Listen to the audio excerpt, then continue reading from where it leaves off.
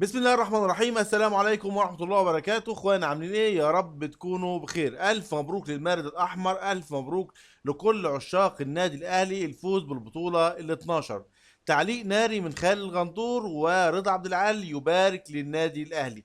قبل ما نروح لخالد الغندور وتعليقه على مباراة النادي الاهلي او تعليقه الناري، نروح لرضا عبد العال ونرجع لبعض تاني بعد ما نسمع رضا عبد العال مع خالد الغندور. مبروك لمصر، مبروك للنادي الأهلي وجماهيره ومجلس إدارته ولاعيبته. مبروك تاني.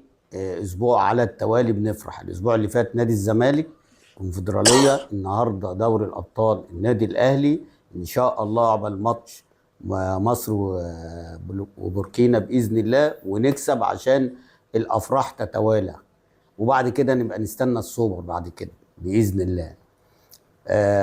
النهارده يعني بقول مباراة طبعا، كل العذر للاعيبة النادي الأهلي، ولازم الجماهير تعذر النهارده النادي الأهلي، لأن النهارده الجون اللي جه بدري ده هو ده اللي أزم الموقف، هو ده اللي خلى النادي الأهلي الشكل ده، هو ده اللي خلى النادي الأهلي ما يلعبش كورة ويحافظ على الهدف، لأن طبعا اللعيبة عارفة إن هدف واحد بيساوي بطولة دوري الأبطال. فلما جابوا الهدف بدري هو ده اللي كتف لعيبة النادي الأهلي وخلاهم خافوا وخلاهم تراجعوا وخلاهم بقى يعملوا دفاع مستميت قدام ال 18. وهي طبعا كده كده ان الفرقه ضعيفه جدا، فرقه الترجي، وانا قلت الكلام ده من الماتش اللي فات، وقلت ان فرص الاهلي كبيره جدا. بس هعيب على كولر في حاجه وعلى لعيبه النادي الاهلي بعد الجون. لو النادي الاهلي ضغط 5 دقائق، لان الجون جاي في الدقيقه 3، لو ضغط 5 دقائق كان جاب الجون الثاني وجاب الجون الثالث، وكان بقى لعب براحته وكان ورانا كوره عظيمه، كوره ممتعه، كوره فيها كل فنون الكوره. ليه؟ لان هو ضغط فجاب جون. التراجع ده هو السبب. انا ما اعرفش هو تراجع ليه. كان لازم المدرب يتكلم، وكان لازم اللعيبه الخبره اللي في الملعب تقول لا نضغط تاني عشان نجيب التاني، نضغط تاني عشان نجيب التالت. لأول مرة، ويعني من المرات القليلة إن رضا عبد العال بيكون واقعي جدا. وفعلا الجون الأولاني اللي جه بدري النادي الأهلي خلى المباراة زي ما احنا اتفرجنا عليها كده. وفعلا لو النادي الأهلي كان ضغط شوية كان جاب التاني والتالت، وكانت هتبقى مباراة سيرك للنادي الأهلي لأمام الترجي. لكن الحمد لله كله خير من عند ربنا، النتيجة مرضية لجمهور النادي الأهلي. والأحسن من النتيجة والأحسن من كل ده اللي احنا شفناه بعد المباراة في استلام الكاس البطولة، منتهى الرقي والاحترام وشكل جميل جدا للنادي الاهلي. فعلا التتويج للنادي الاهلي ده واللي شفناه في استاد القاهرة ده فعلا ده الصورة المشرفة لمصر والصورة المشرفة للنادي الاهلي. وطبعا كلنا فرحانين نادي الزمالك، لكن اللي شفناه بعد المباراة كان يعني منظر مش كويس جدا. لكن اللي شفناه بعد المباراة والتتويج وكابتن الخطيب والشناوي والصورة الجميلة، والناس كانت مبسوطة ومرتاحة. رئيس الاتحاد الافريقي، الناس اللي كانت متواجدة على المنصة، على منصة التتويج، كل الناس كانت اريحية. الصقر لما نزل وشال كاس البطولة وحط الكاس شفناه لوحده ماشي بأريحية، والبنات شايلة الميداليات وراه. كل التنظيم تنظيم رائع من اول المباراة لاخر المباراة، من اول لحظة لاخر لحظة. تتويج ومنظر رائع جدا، وجمهور النادي الاهلي كان اروع واروع واروع. نروح بقى لكابتن خالد الغندور. كابتن خالد الغندور كان ليه تعليق ناري قبل المباراة، قالوا عن مباراة النادي الاهلي والترجي. وكان متوقع النتيجة بشكل معين، لكن النتيجة جت عكس ما كابتن خالد الغندور قالوا. طبعا الجمهور، كابتن خالد الغندور قال ان الجمهور هيروح مبسوط. فعلا الجمهور يا كابتن خالد روح مبسوط. الاعلامي خالد الغندور علق قبل المباراه، مباراه الاهلي والترجي في نهائي دوري ابطال افريقيا، عبر صفحته على موقع التواصل الاجتماعي الفيسبوك، وكتب وقال ان غدا اللي هو اليوم يعني سيتوج النادي الاهلي بالبطوله الافريقيه بعد مباراه صعبه في بدايتها، ولكن ان شاء الله هيكسب في النهايه وجمهوره هيروح مبسوط.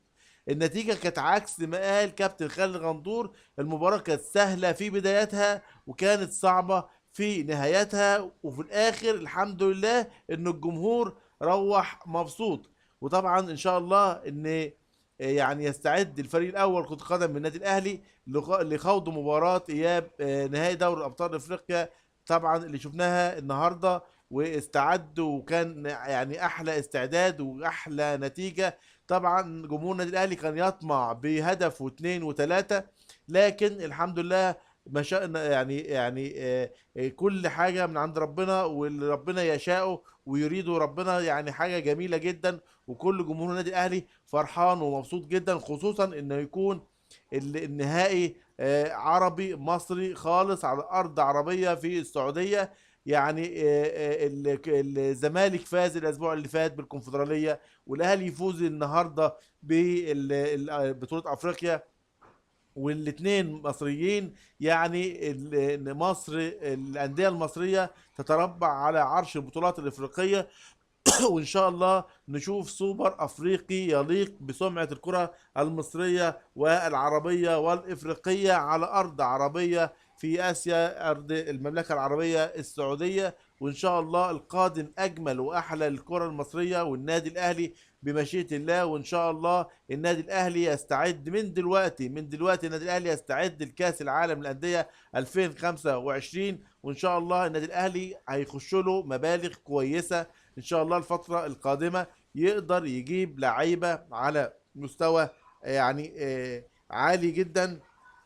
يقدر النادي الاهلي يعمل كاس عالم جديد وكاس عالم بشكله الجديد، ويقدر يناطح وينافس الفرق العالميه باذن الله. وان شاء الله النادي الاهلي نشوفه في النهائي في كاس العالم. ليه ما نحلمش ان يكون النادي الاهلي في النسخه الجديده في النهائي باذن الله؟ وليه ما نفوزش بالبطوله؟ احلم انت عايش، ما تحلمش اذا انت مش موجود. وان شاء الله الف يعني مبروك. انا مش عارف اقول ايه صراحة من كتر الفرحة، يعني في شوية لخبطة كده. فرحان سعيد مبسوط زي ما حضراتكم فرحانين مبسوطين وبالنتيجة. وطبعا شكرا لكل الناس، اهلاوي زملكاوي اسماعيلاوي مصراوي اتحداوي محلاوي كل منصوراوي، كل جمهور الكرة المصرية النهاردة اللي فرحان للنادي الأهلي بنشكرهم.